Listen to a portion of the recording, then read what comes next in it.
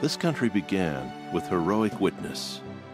America's forefathers pledged their lives, their fortunes, and their sacred honor to found a nation based on Christian principles.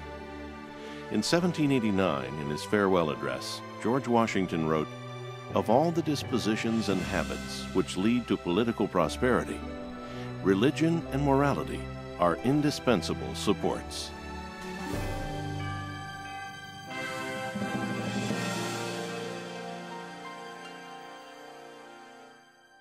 This country was founded by people of faith. This country was founded on the idea that we are endowed by our Creator. The basic idea of justice on which our society in particular is grounded requires that we have an understanding of and respect for an authority that transcends human power, the authority of the Creator God. But today, is America truly a nation under God? Are we headed in the right direction? Or are we now engaged in a culture war that challenges our Christian values?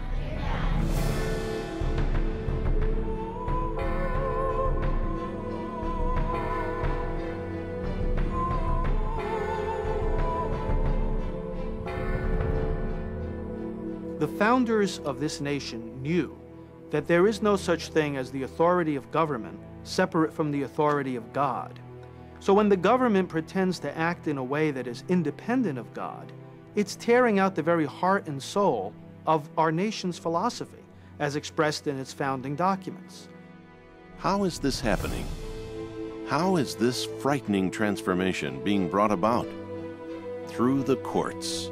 Everything changed in the early 1960s when judicial activists, realizing the latent power of the United States Supreme Court, took control of that organization and combined with organizations such as the ACLU were able to impose on the rest of us a political philosophy which none of us had voted for.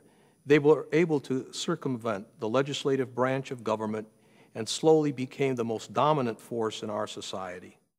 Again and again and again, we've seen the Supreme Court accept the views of the lower courts in the ACLU and impose that minority viewpoint upon the whole nation. 90% of the nation do not believe homosexuality and heterosexuality are the same. 90% didn't want God expelled from the public schools or the Ten Commandments out or prayer out or voluntary Bible reading.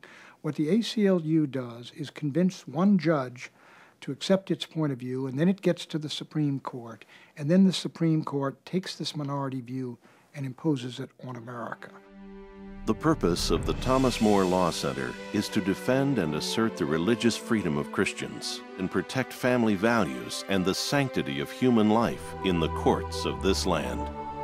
When it comes to social and moral cultural issues and the character of our society, I believe that the Supreme Court and the federal courts are the most powerful branch of government. It acts dictatorially and tyrannically, and it imposes alien values upon our society. And I think the Thomas More Center, this is a cutting-edge agency in the culture war for the soul of America. Groups like the ACLU and Americans United for Separation of Church and State spend tens of millions of dollars every year and have been very effective in the courts. These blatant anti-Christian organizations have had a devastating impact on America and its culture. That's why we founded the Thomas More Law Center. We're a nonprofit organization. All of our legal services are provided without charge. Our full-time staff of attorneys are funded by contributions from the public, by people who want to assure that our Christian voices are heard in these major cases dealing with issues such as religious freedom, freedom of speech, abortion, and the list goes on. Thomas Jefferson once said, "The condition upon which God hath given liberty to man is eternal vigilance." The gifted litigators of the Thomas More Law Center are the watchful eyes of Christian America.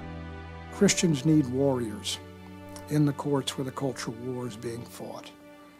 And the Thomas More Law Center is a crucial element on a crucial front of that cultural war.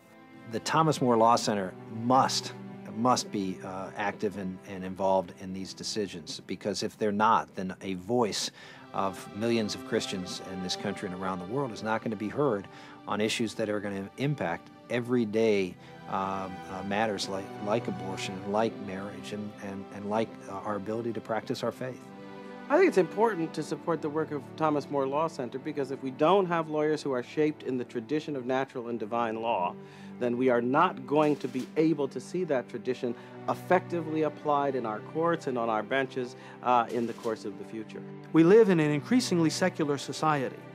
One of the very strongest voices for us to be able to express our beliefs is, in fact, the Thomas More Law Center.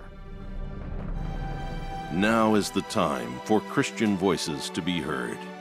Now is the time to renew the foundations upon which this nation was built, to protect family values and the sanctity of marriage, to defend the lives of the unborn, and to preserve our right to publicly acknowledge God as we proudly did in the Declaration of Independence. Today, Christian America stands at the crossroads. How will you be judged? Will your voice be heard?